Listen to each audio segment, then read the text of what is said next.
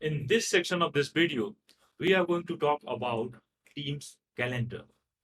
So let me share my screen and you can see we have calendar here. So this is mainly to manage your meetings. You can see the first option we have here, join with an ID. It means that if you want to join a meeting with an ID, you will click and put your ID and passport and you can join that particular meeting. After that, we can see meet now. If you want to meet directly with someone, you can type the meeting name and then start the meeting and share meeting link with the person you want to connect with. And you can also share the link. The person can join that meeting with that particular link.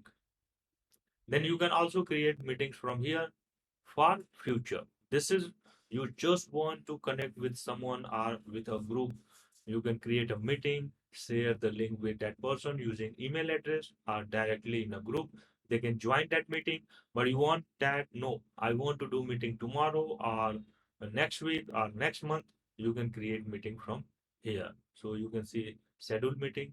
Also, the new feature is available, that is webinar, because webinars are very popular nowadays for communicating with a group or to demo your product or you want to share knowledge, and that's why we have webinar feature here.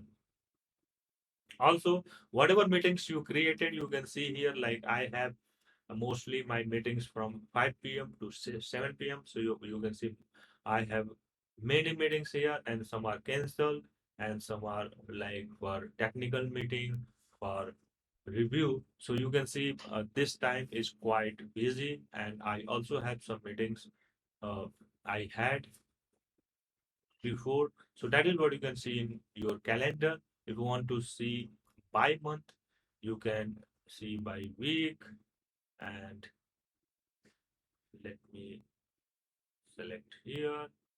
And if you want to go by next, you want to see the past meetings and all, you can go back and see.